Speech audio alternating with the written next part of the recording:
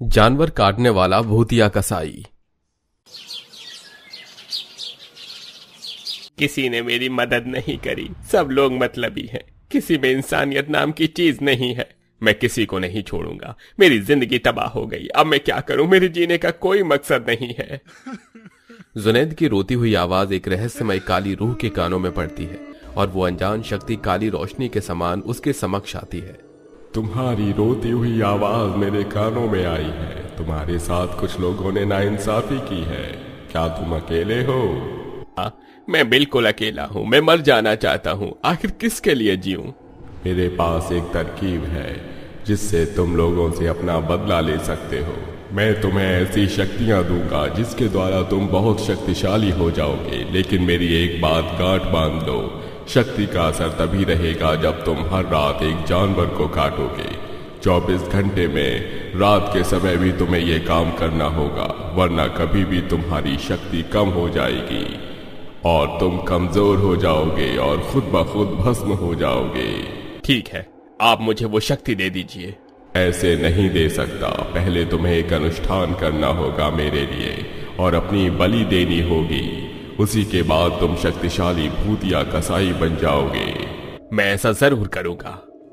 इसी के बाद जुनैद एक काली गुफा में अनुष्ठान करने लगता है जहां आसपास हड्डी पड़ी होती हैं और वो काली रहस्यमय रूह के सामने उसे अपनी बलि दे देता है, जिसके बाद वो काली रूह उसे अपनी नकारात्मक शक्ति प्रदान करती है और वो खूंखार कसाई बन जाता है। मुझ में कुछ शक्तियां आ गई हैं। अब मुझे जल्दी से बलि देनी होगी। इस गुफा के बाहर जंगल में कोई ना कोई जानवर तो मुझे मिल ही जाएगा। मैं अभी आया आका। ये कहकर उस कसाई के सामने एक हिरन आ जाता है जिसे वो अपनी शक्ति से काबू करके उस गुफा में ले आता है और उसकी बलि काली रूह को चढ़ाता है और भी ज्यादा तीव्र रोशनी में शक्तिशाली बन जाता है। ये मुझे क्या हो रहा है? आखिर मैं सबसे ज्यादा शक्तिशाली बन ही गया। अब मैं गांव वालों को नहीं छोड़ूंगा। उन गांव वालों को अपने वश में करूंगा, जानवरों का मांस खिलाऊंगा और अपना बदला लूंगा। उसी जानवर का मांस इकट्ठा करके भूतिया कसाई अगले दिन भेष बदलकर गांव में मांस बेचने चला जाता है। मीट ले लो, मीट ताजा ताजा बढ़िया मीट, सिर्फ 120 रुपए किलो में मीट ले लो। आसपास के बाजार के लोग कम दाम पर अच्छा मीट देखकर उसके पास चले आते हैं। ओहो, इतना सस्ता मीट। लगता है कोई नया भोला भाला कसाई मीट देने आया है।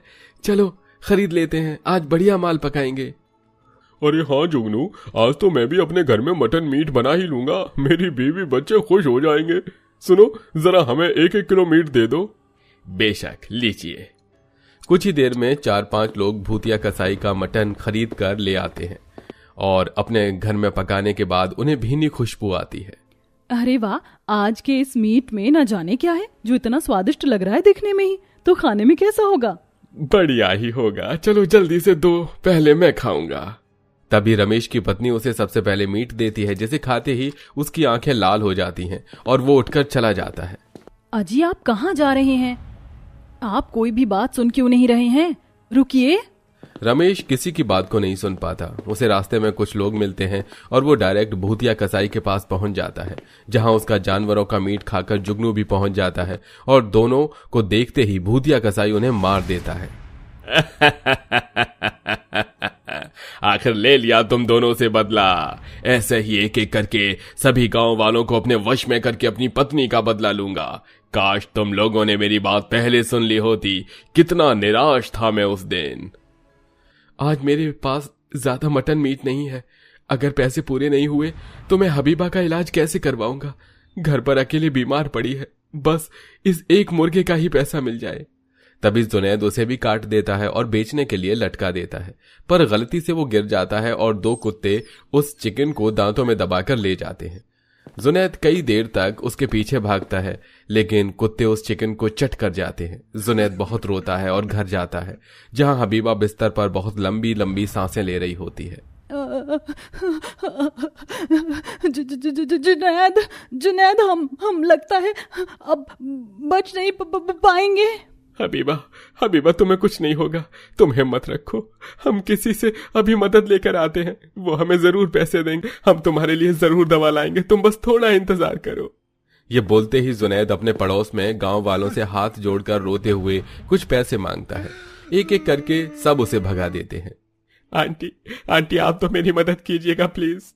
हमारी पत्नी इस वक्त जिंदगी और मौत के बीच जूझ रही है, उसे अस्पताल लेकर जाना है।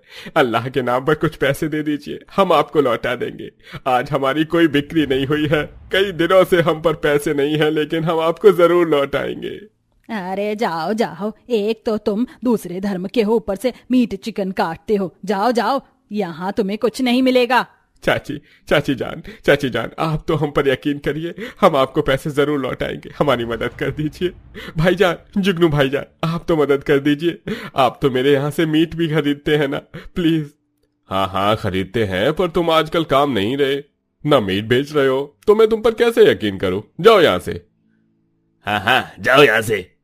एक एक करके सब जुनैद को धिक्कार देते हैं और जब तक वो अपनी पत्नी के पास जाता है वो लंबी लंबी सांस लेकर उसके हाथों में अपना दम तोड़ देती है। हबीबा, हबीबा, तुम चली गई हमें छोड़कर हबीबा। अब हम किसके लिए जिएंगे, क्या करेंगे? हमारा जीना मुश्किल है अब। अगर ये गांव वाले हमारी मदद कर देते तो आज तुम जिंदा होती। यह कहकर जुनैद अपनी पत्नी को जंगल में ले जाता है और उसकी एक कब्र खोदकर उसे वहां दफन कर देता है और फूल लगा देता है और रोते रोते जंगल में चला जाता है। और उस दिन मुझे वो रहस्यमयी काली शक्ति से शक्तिशाली बनने का मौका मिला। अब देखो कैसे मैं तुम सब लोगों से बदला लेता हूं और उन कुत्तों को भी जोड़ूंगा नहीं। ये कहकर हर रात भूतिया कसाई किसी न किसी जानवर की बलि काली रूह को देता है और उसे काट कर अगले दिन गांव में बेच देता है, जिसे गांव के लोग ले जाकर खाकर भूतिया जानवर काटने वाले कसाई के वश में आ जाते हैं। कसाई उन सभी लोगों को मार देता है। एक रात उसे वही 2 कुत्ते मिलते हैं जिन्हें वो अपनी शक्तियों में जकड़कर उसी गुफा में ले जाता है।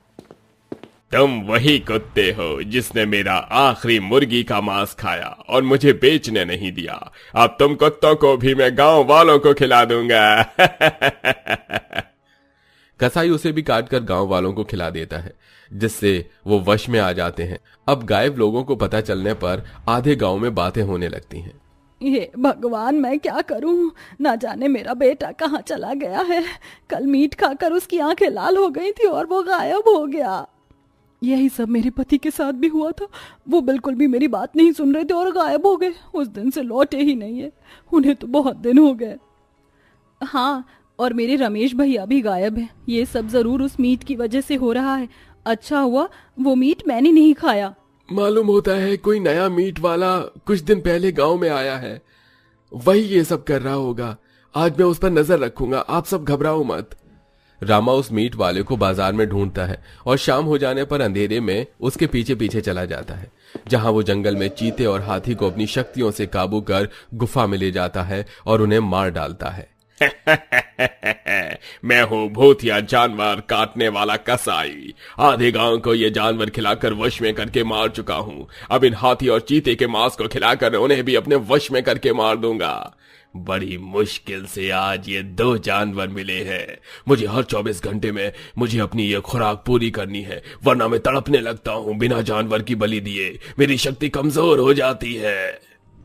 भूतिया कसाई तो ये है जो लोगों को मार रहा है, गायब कर रहा है और हमें अजीब अजीब जानवर का मांस खिला रहा है। इसका मतलब मुझे इसे जानवरों से दूर रखना होगा, तभी इसकी शक्ति कमजोर होगी और ये काबू में आएगा। रामा वहां से जाता है तो झाड़ियों की आवाज भूतिया कसाई सुन लेता है। वो उसे देख लेता है। तभी भागते भागते रामा गांव में आ जाता है और भूतिया कसाई उसका कुछ नहीं बिगाड़ पाता। रामा गांव में उस जानवर काटने वाले भूतिया कसाई के बारे में बता देता है, जिससे लोग सावधान हो जाते हैं। क्या क्या क्या क्या क्या? भूतिया कसाई? इसका मतलब हमें कल दिन में जंगल से सारे जानवरों को गायब करना होगा और अपने गांव से भी। लेकिन ये सब कैसे होगा? छोटे जानवर को तो हम अपने घर में छुपा लेंगे, लेकिन जंगली और हाथी, जिराफ जैसे बड़े जानवर का क्या करें? उसके लिए हम तांत्रिक बाबा से सहायता मांगेंगे। वो अपने मंत्रों से उन जानवरों को सुरक्षित कर लेंगे तो वो भूतिया कसाई उन तक नहीं पहुंच पाएगा। हाँ, ये सही रहेगा। तभी सारे गांव वाले मिलकर एक एक मुर्गा, बतख, बकरी, जंगल के हर एक छोटे से बड़े जानवर को एक बड़े से पिंजरे में कैद कर देते हैं और तांत्रिक उस बड़े से पिंजरे को अपनी शक्तियों से सुरक्षित कर देता है। 24 घंटे पूरे होने को आते हैं। रात के 12 बजे से 3 बज जाते हैं, लेकिन भूतिया कसाई बेहद कमजोर होकर इधर उधर जानवर को ढूंढ रहा था।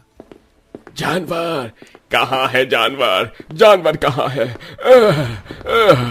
आज कोई दिख क्यों नहीं रहा? मुझे सांप तक नहीं मिल रहा। ये कहाँ चले गए सारे जानवर? मैं बहुत कमजोर पड़ रहा हूँ। ऐसा ही रहा तो भस्म हो जाऊंगा। मुझे गांव में जाना होगा। भूतिया कसाई रात में लोगों से जानवर मांगता है। कमजोरी से वो गिर पड़ता है और सारे गांव वाले मशाल लिए सामने आते हैं। बहुत बढ़िया, कुछ ही देर में तुम तड़प तड़प कर मरने वाले हो भूतिया कसाई। तुम्हें क्या लगा था तुम्हारे बारे में हमें कुछ पता नहीं चलेगा? मैं जानता हूँ ये सब तुम लोगों का किया धरा है। मुझे जानवर दे दो। तुम लोगों की वजह से मेरी पत्नी मर गई। कुछ पैसों की मदद कर देते तो ऐसा नहीं होता। छोड़ूंगा नहीं तुम लोगों को। छोड़ने के लिए तुम बचोगे नहीं, कुछ ही देर में कमजोर होकर मर जाओगे। इससे बेहतर है हम लोग तुम्हारी मुक्ति के लिए तुम्हारा श्राद्ध कर दें, वो भी बिल्कुल तुम्हारे धर्म के मुताबिक। गांव वालों को छोड़ दो। हम जानते हैं हम सब लोगों से गलती हुई है, पर तुमने भी आधे परिवार को खत्म कर दिया है। बात मान जाओ तुम। ठीक है, ठीक है, मैं तुम्हारी बात मानता हूँ। यह सुनकर एक सूफी बाबा कुछ मंत्र पढ़कर उसकी रूह को काली शक्तियों से आजाद कर देते हैं, जिसके बाद वो हमेशा के लिए उस गांव को छोड़कर चला जाता है और गांव वाले बिना खौफ के रहने लगते हैं। भले ही दोस्तों भूतकाल में आपके साथ गलत हुआ हो, इसका मतलब ये नहीं कि आप किसी के वर्तमान को खराब करके अपना भविष्य बना सकते हैं। देखा आपने कैसे जुनैद ने बदले की आग में अपनी बची खुची जिंदगी को भी जहन्नुम बना दिया। आपको ये भूतिया कसाई की कहानी कैसी लगी? आप हमें कमेंट करके जरूर बताइएगा।